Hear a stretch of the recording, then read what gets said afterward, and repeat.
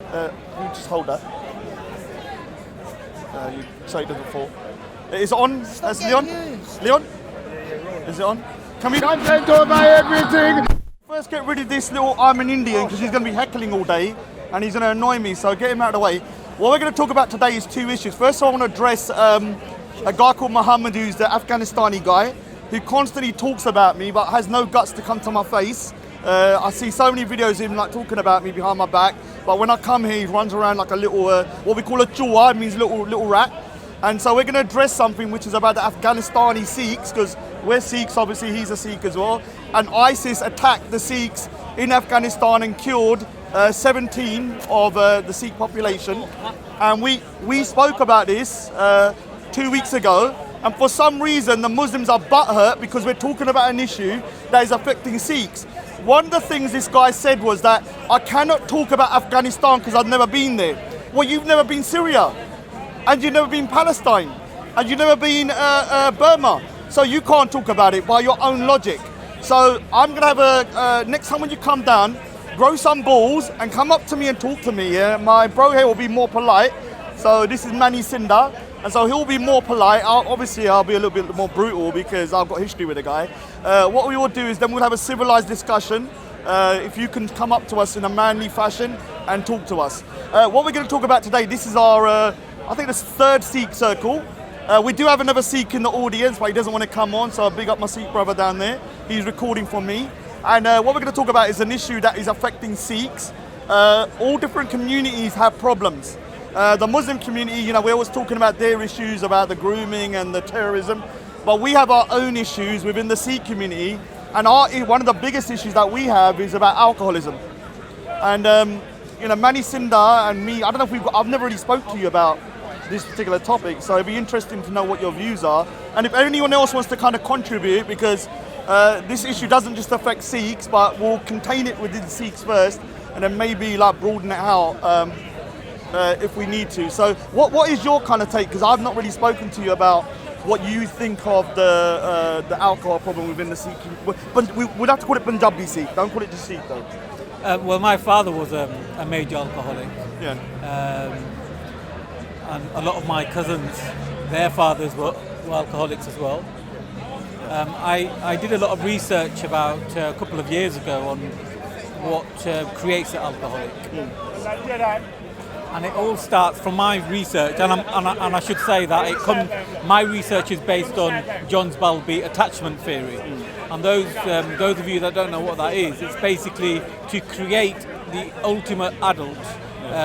You have to go to their childhood and from before the childhood as a baby. Yeah. So if you take Judy Rosenberg, who's a psychologist in America, her work, to create the ultimate child, you have to give them breast milk. Yeah. You have to give them a lot of skin-to-skin contact. Yeah. You need to give them a lot of eye-to-eye contact, and you need to feed their healthy narcissism.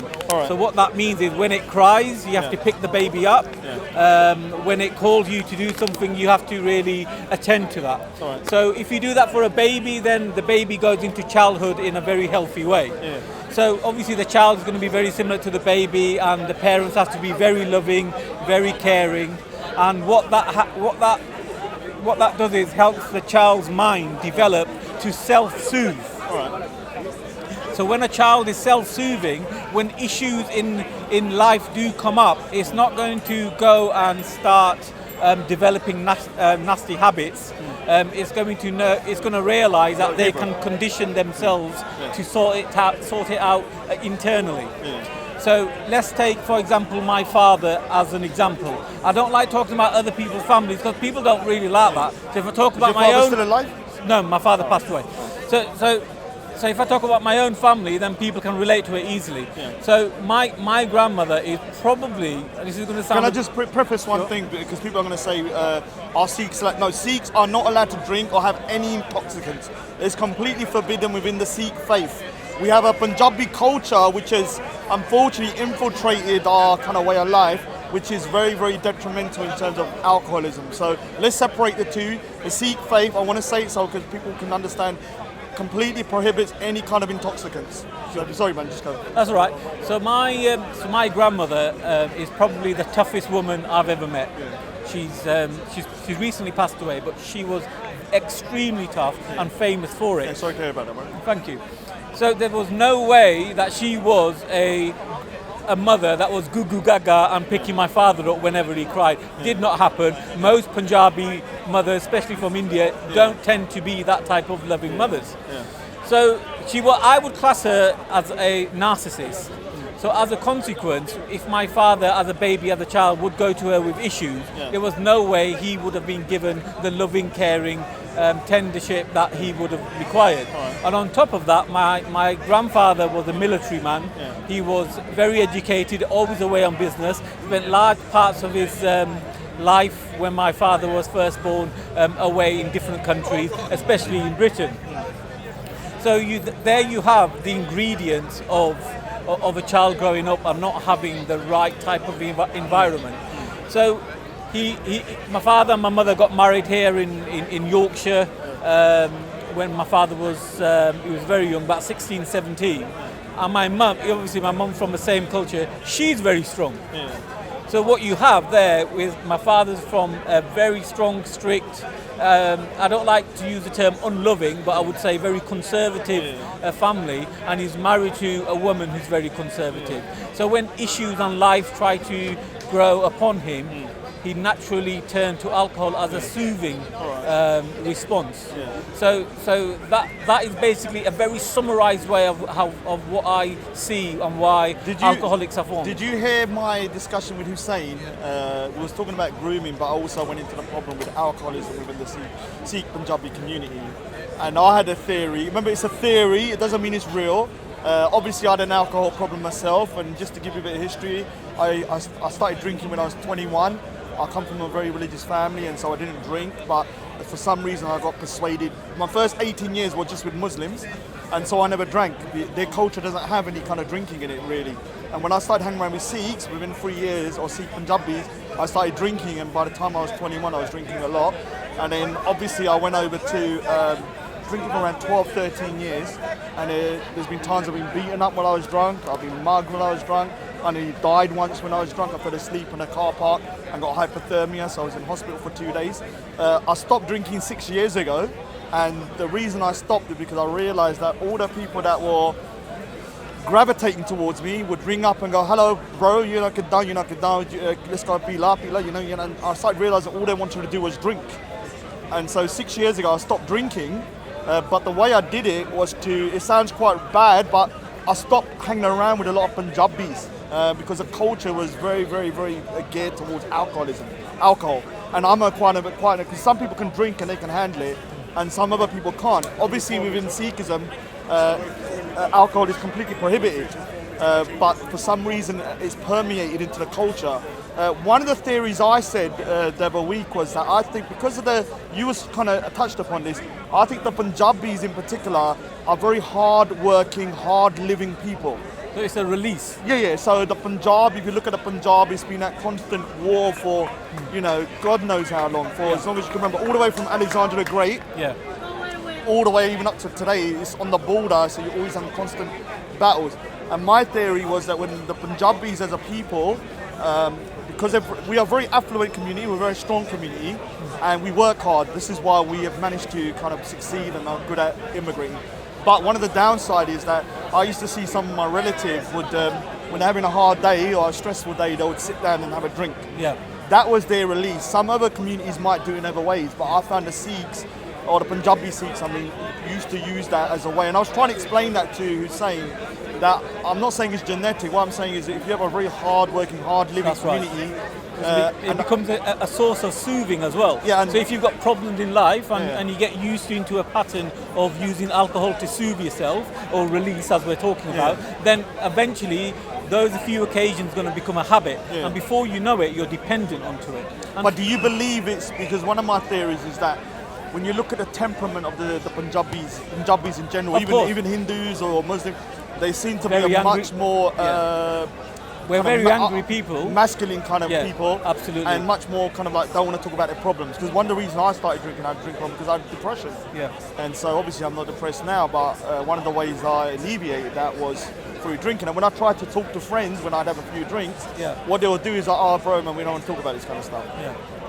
Absolutely, no, because they do have those type of personality issues. Then alcohol is more, how could I say, is they feel it's advantageous. It's a quick release, quick fix. Yeah. But yeah. But why do you think it's alcohol out of everything they could be doing? Because obviously, because majority of the time it's men that become alcoholic. Yeah. So with women, generally speaking, they're more likely to go out shopping. Yeah. They're more likely to do other things that perhaps males wouldn't even think about. But did you not see the BBC documentary a little while ago, just around 6 months ago? And they actually had females within the Punjabi Sikh community that were alcoholics as well. Yeah. Now the BBC done a documentary around 6 months ago about the problem within the Punjabi Sikh community when it comes to alcoholism. And it was very embarrassing, I'm not going to lie, from a Sikh watching it and seeing it, I was like, all right. And you know when you go to a wedding, like one of the things that people always say, Sikhs know how to drink. And it's embarrassing because Sikhs are not supposed to drink. It's almost like people come up to me and it's embarrassing at the speaker's corner especially. People go, oh, I didn't know Sikhs aren't allowed to drink.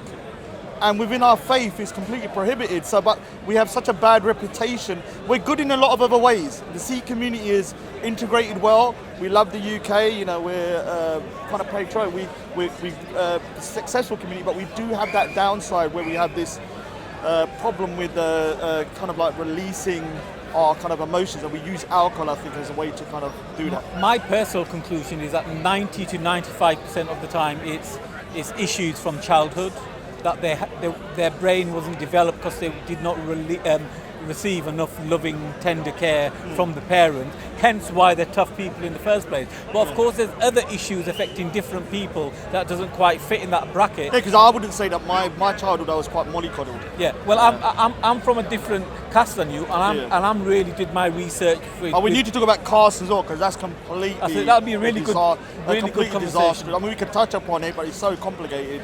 But I was just going to say, because I'm from a Jat family, that Gugu Gaga type mothers do not exist as far as I'm concerned. I would probably say I probably met one woman from my caste that's that type of loving, where really a slap is nothing. It's like to them it's like that's affection.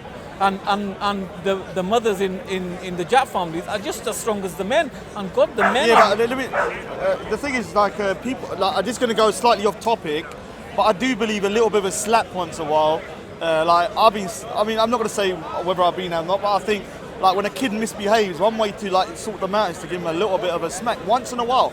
I know this can be controversial. I'm not talking about beating, but a little we call it chapir. Doesn't do no harm, but are you talking about for you it was much more severe than that, do you think? Or the people that you knew, it was much more severe than just a little smack here and there? Definitely. Yeah, so I think that's different. I believe in kind of like minor punishment. I'm married to a woman from a Hindu family, and the difference between Hindu families and say Sikh, especially Jat families, it's opposite spectrums. They're so loving, they're so self-contained.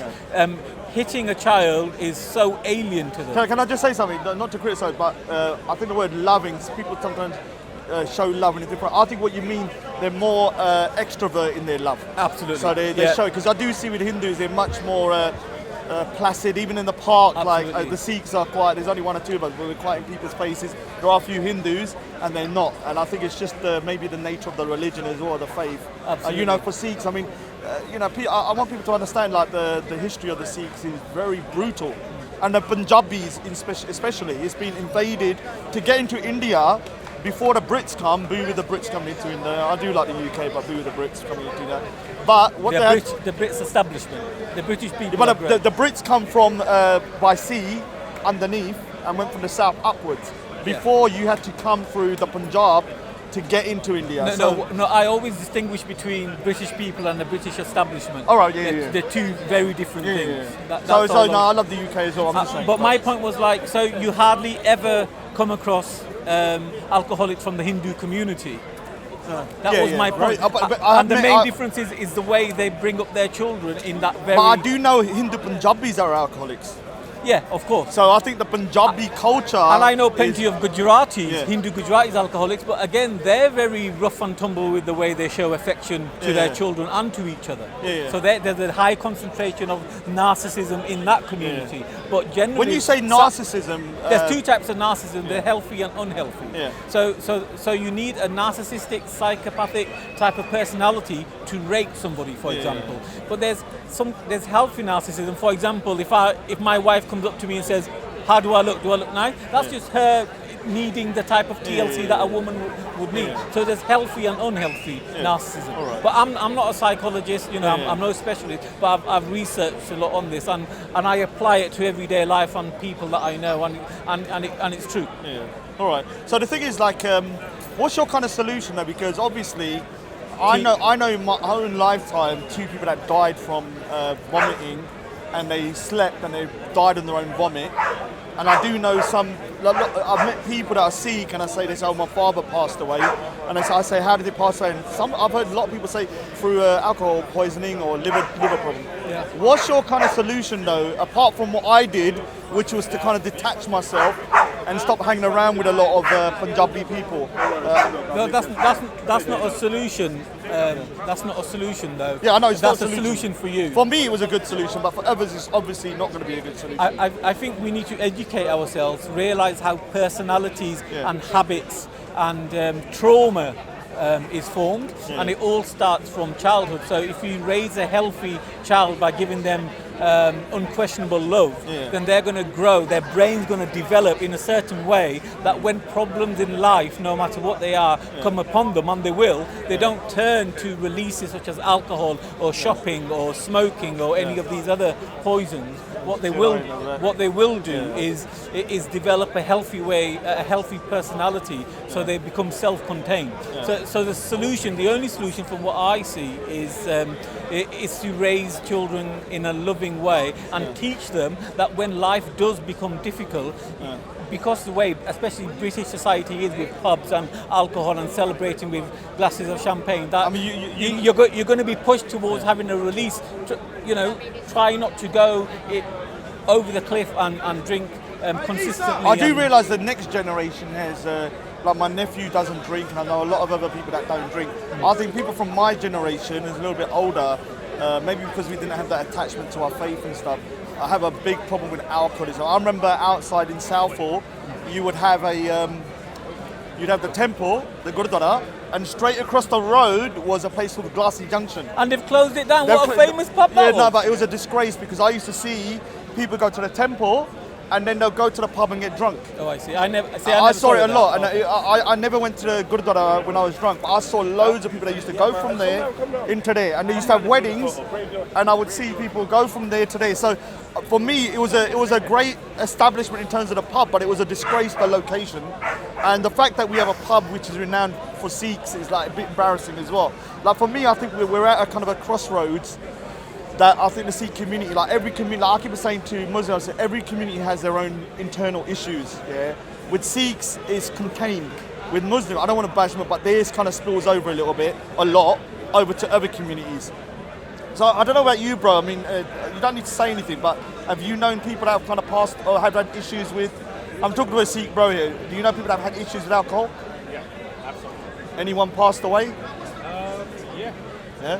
So you can see here, there's just one guy, one Sikh guy here, and through him, he knows people. Through me, I know people. Through you, probably know people. So that's 100%. There's another Sikh gentleman walking around here with a blue turban. I bet if we ask him, it'll be the same answer. Yeah. And so, I mean, he's over there actually. Maybe it'd be good to get him. But the thing is that we do have an issue, and like, I would like. What I'm going to say to just to kind of go slightly off topic. I did say on my video on Raj Speaker's Corner, subscribe. Manny Sinder, subscribe. Thank you for that. No Leon here, so we can keep on plugging.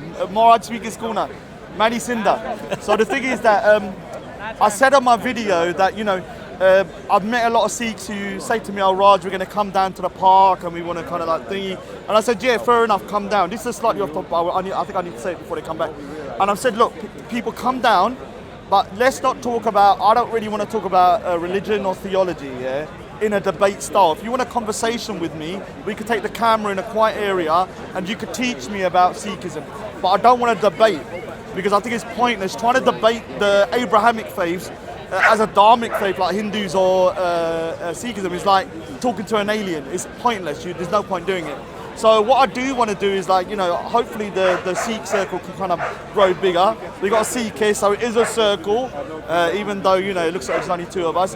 And what we can do is start kind of broadening the topics. We could talk about Khalistan, we could talk about India, we could talk about 1984. I don't really want to talk about 1984 at the moment because a lot of people say, why don't I talk about it? Because I think the topic is so important. We need more than just two voices, I think. And we need quite a lot of time to speak about what's happened so we can explain to the audience, whoever's watching, what 1984 is. So to my Sikh brothers, the ones that said they want to come down. Come down. You can come down, join us in the thing. You don't even need to be on camera. You can stand off camera and give your input. But I don't want to, me personally, it's up to you what you want to do. I will not talk about Sikhism or theology in a debate style. We can talk about it in an informal, in a more kind of controlled environment. So hopefully people will do that. If you do want to debate, it's up to you. But I will say the basics of Sikhi team, who I've met, said that there's no point debating at Speaker's Corner. There's not. Bhai Jagraj Singh said there's no point. Hassan, come in. Hey, my boys. Hassan, Louise, I got some news for you, man. We're talking about alcoholism. Oh, it sounds nice. That sounds nice, does it? Well, it sounds like a topic that's it is supposed to be quite somber, We're talking about a very serious issue. It's not like we're talking about Christmas or anything. So have you got any input on the alcoholism? Well, can you go over this side, please? I don't mind. What do you call it? Hold on. No, I don't like looking at him on that side. I don't know why. I need to look at him on this side. What I was going to say is the thing about alcoholism is it's about the company, I think, to be honest with you. Because a lot of people can go out and do a lot of drinking, a lot of drinking, and not become an alcoholic. You understand me? And there's some people that go in with that like crowd, and it's like a roughneck organisation where people drink to sort of like cause harm and do you drink now?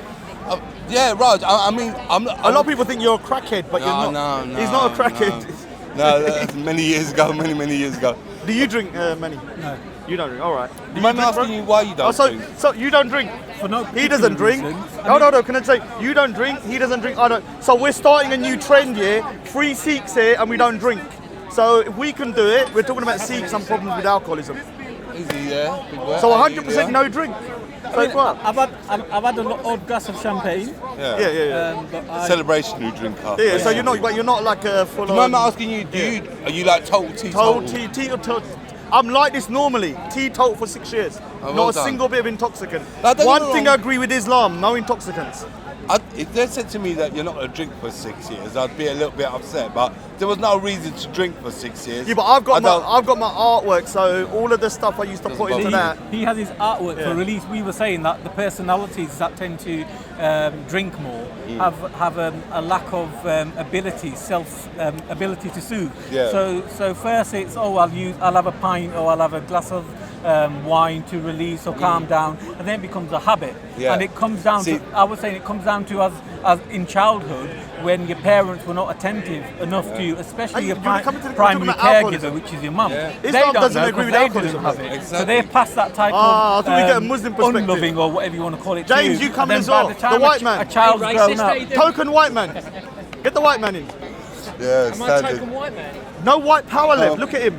Bring in the We have token all white the man. power. We've got a token white guy here. Does a woman want to come in? Token woman. Do you mind me asking you one thing though? When you were drinking, did you find out that you're like, because you see different groups of people. Yeah. Did you sort of like see your group of people as sort of like the ruffians, so to speak, or were they like? Oh, you're talking about Sikhs? Did I see No, them? like the ones that you were drinking. I don't want to label who they were. Yeah. But when the ones that were drinking, did you find out they were the ones that when they're drunk they had problems or they're drunk to kill their I had a lot of. See, our friends, we didn't have them ones. Like our friends were ones that wanted to go out and have fun, and ease the confidence. Yeah, but level. the thing is, one of the things we should need to touch upon as well, because we haven't really addressed it, is a mental health issue. Yeah, of course. I used to have That a makes a big depression, difference. and so what I used Makes a to big do was to drink to get rid of depression. now I use art. Brother, how are you? Like I haven't got time to drink now. Like when I'm drawing for like God knows how many hours, all of my energy is gone into Which that. is why the caste system is going to be such a good conversation, because you'll find that many people from your caste are very good artists. Yeah. I didn't say what caste I am. I don't believe in know. caste. I've guessed it. You don't need because to guess it, because you're an artist. No, it doesn't matter. I'm not going to say it. 'Cause one of the way to break the caste is to never say what caste you are. Yeah, So but I see. But see, I know, but you can, I see it as a positive. Like I say, you can assume it, but I would never confirm it. No, my point is, I see a caste system as a positive Oh, you thing. do? I don't see it as a class system. You see, if you look at it from a Brahmanistic, Hinduistic. All right, let's go into the kind- caste for a minute then, because let's elaborate. I'll give you a summary what I mean. So about the alcohol situation, I would like to talk again about it, but with more people. the verdict is- is we're all going to the pub. You Sikhs are all The pissing. verdict is you look very white. I look very pink. He's burning. Look, the pink. Give him some suntan. Oh, poor little James. There was No, the woman all right, so come down. sorry, do you mind? We're just going to talk about one. What do you Big boy. What do you, my summary is that I'm pro caste I'm system. going to go talk to Simon first. Yeah. And I'll tell you why, and this is why I'm pro. I don't see it as a class system. Yeah. The Brahmanistic, Hinduistic version of a caste system is that you class people. I don't see it as that. I see it as your genetic makeup. Yeah. So I see it as your ancestors living through you, and you know, if you're, for example, ancestors were very hands-on or they were very arty, then that's going to come through you. So if like me, for example, I've traced my ancestors back to 6th generation, and they're all very political. Yeah. So naturally, I've got a very political mindset. But do you? Because the thing is, like, I'm assuming you're more of a cultural Sikh. Is that an assumption? Definitely. So the thing is, I don't class. If you're a cultural Sikh, I can understand why you wouldn't have an issue. But as somebody who believes in Sikhism, one of the things that was supposed to be kind of like completely kind of taken out of the Sikh faith was the caste system. Now you may not see it as a hierarchy, but there are people that see it as a hierarchy. But that's their problem. Yeah, but the thing is that for as a culture, I can understand why you don't mind. But from a Sikh faith point of view, it is completely prohibited. The thing is, I'm shocked that, like, you know, go to a gurdwara, a temple, and it says Ram Gadiya, which is a caste. You go to another one, it says Singh Sabha, which is a caste, and so you're having something. It's like, you know, we know drinking is prohibited in Sikhism, but you then allow drinking to a temple. It's prohibited. We should not be having temples run. And a lot of what you have to understand, a lot of the people that are running the temple, you may be able to go there as a separate caste, but the people that run it are from that particular caste. Do you know that? But once you do away with caste, you're also doing away with individuality. Because you're collectivizing people. You're saying there's nothing special about you. You're going to stand under that banner, full stop, no argument. See, I'm pro-individuality. Yeah. I don't see people as you all got to stand behind this line. You can stand wherever you want, as far as I'm concerned. You're all great human beings. And this is what I don't understand about the caste system. It's being taught to us or made us feel as if it's a class thing. It's not a class thing. Well, let's clarify one thing first, because the caste system that we're talking about with the Sikh Punjabi culture, remember, it's not part of Sikhism, so please, Sikhs, don't start moaning and whining in the comments, because I know it's not, because you know what, they go crazy in there saying, I don't know what I'm talking about. But you have the Hindu caste system, which, you know, obviously our ancestors were Hindus at some point. I disagree with that, but that's another great conversation. Oh, you don't think our ancestors were Hindus? No. The For the Punjabis, definitely All not. right. So a lot of the people that were from the Indian subcontinent, a lot of them may have been from a Hindu background. I'm not saying they are or they're not. And obviously the caste system we are talking about there is much more rigid, and it literally has life consequences. So, you know, if you was to born into the higher caste, it doesn't matter what happens, you are in that caste. If you're born as a Dalit, right at the bottom, remember they're not at the bottom, but they believe they are, and they put them in that bracket, you cannot move upwards. And although within the Sikh Punjabi, I don't want to say faith, but our culture, we have this, is not as what I call detrimental. It's not as kind of like Hindufied. It's more of a cultural thing. You're a Jat, you're a thingy. But if you go to India, there are gurdwara and temples I've seen where if you're from the so-called low caste of a Dalit, you have to use a different, separate area. Can I just answer what you just said there? Yeah. You see, Hinduism comes from a previous religion called Brahmanism. And it was called Brahmanism because the priest class, which were the Brahmins, came from the Balkans and settled in India and created a system, a class system, which like the pharaohs, they ran the whole country. So you believe in the Indian invasion theory? Or the Asia, Aryan invasion theory. Not See, I don't like the word Aryan. We're going a little bit off topic, but it is important to do with caste. I don't like the word Aryan because that comes up in 3 different parts of the world with separate meanings. Yeah, but we do know that the word Aryan just means noble person. It was Hitler and the Nazis that took that word, so we should still be able to use it. The same with the swastika. It's just a good luck symbol. But just because someone's used it for bad, it doesn't mean we can never use it again. We need to reclaim these words. The word Aryan wasn't what Hitler kind of prescribed it to. Yeah. So it was used for thousands of years. So we should first be able to appeared use in it. Sanskrit from my research, Yeah, so and it it's meant above religion. I thought it meant noble person. It could mean the same Okay, thing. fair enough. Yeah. We can take both those.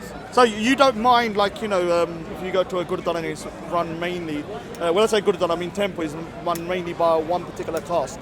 I think they're expressing their individuality.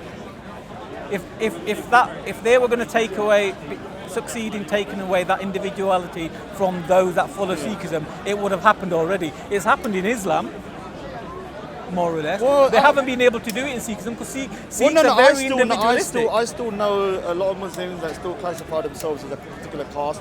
Normally Jats, no offense to Jats, but Jats seem to be a much more proud of the Jat label than other things. So whenever I hear about caste, no offense, it's normally from a Jat.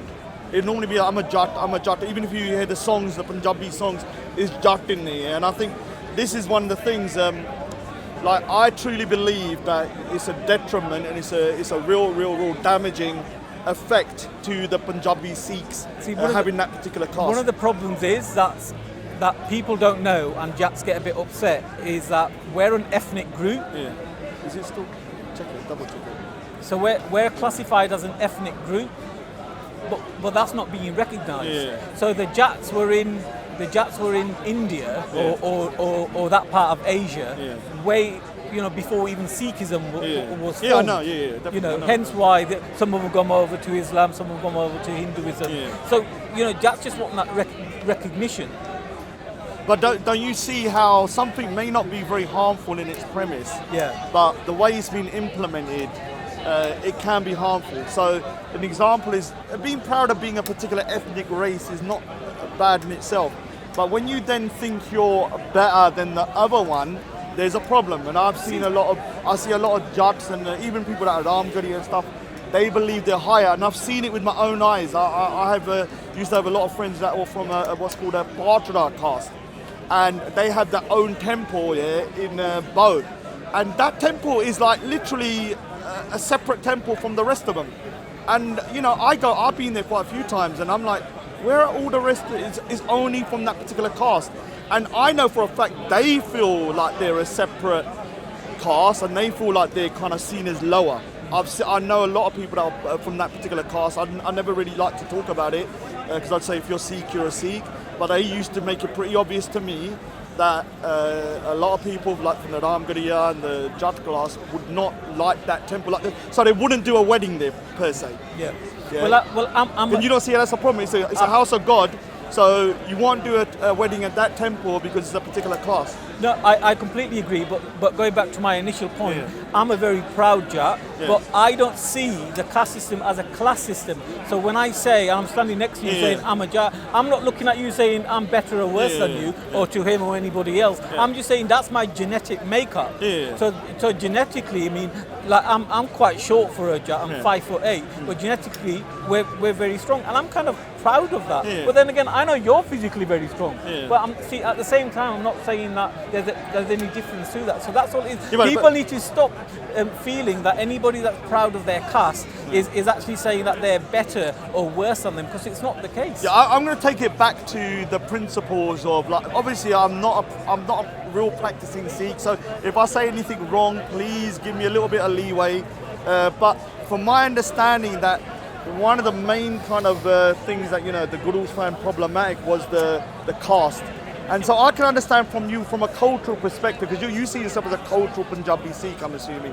Whereas because we're coming from a different angle, because I believe in Sikhism, I believe one of the biggest kind of problems that we have within a culture and a Punjabi Sikh culture is this stupid caste system.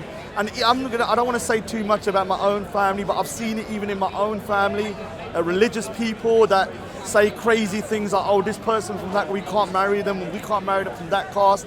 And like I said, I know people from the so-called lower caste who do feel like people from the so-called higher caste do look down upon them. So you may be a sensible individual that can handle that, what I call kind of that kind of responsibility. But there are loads of people that I've met that are very arrogant with their caste and go, we're a Jat or we're this, and will look down upon anybody else. I'm not saying you should never be proud of your particular Jat thing, but it's incompatible with Sikhism.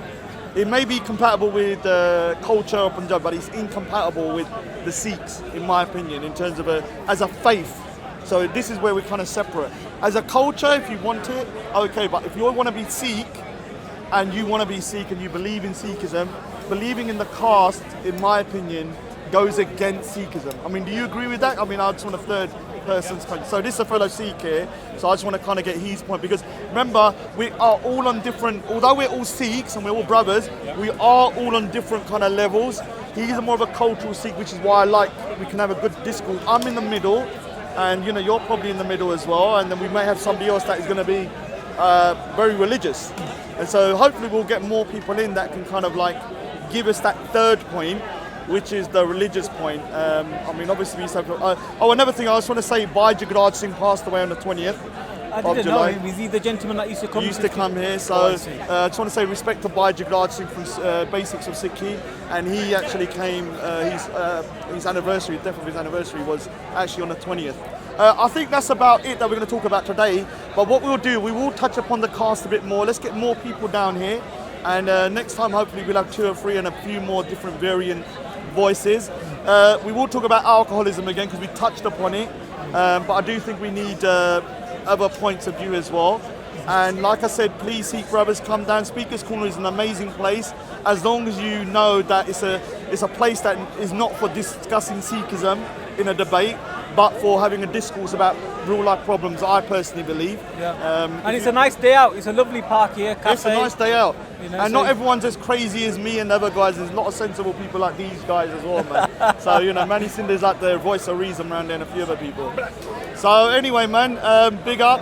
And like I said, to Mr. Afghan, grow some balls and come to me and let's have a chat. You're supposed to be from Afghanistan, but it seems like, you know, you've lost your Mujahideen gene and you're walking around like what I call a chua. So anyway, big up, let's go. That's it, man. Thanks a lot, man. Yeah. Thanks, mate. Thanks a lot. I was rinsing out the little Afghan. You know what chua means? A rat. Yeah, chua means rat. Come take over everything from your belly. Come, man, say it straight. Man, don't listen to BBC. Man, don't listen to ITV. Listen. Okay, Bismillah ar-Rahman ar-Rahim. Assalamu alaikum. Peace be unto everybody of religion and of no religion. Perhaps especially people of no religion. I bring you all the words of peace. And I'm saying that because peace is our desired goal. But we live in the real world, and from the womb to the tomb, from the sperm to the worm, I haven't found peace yet. And it's not of my making. I didn't want it this way, but it is what it is.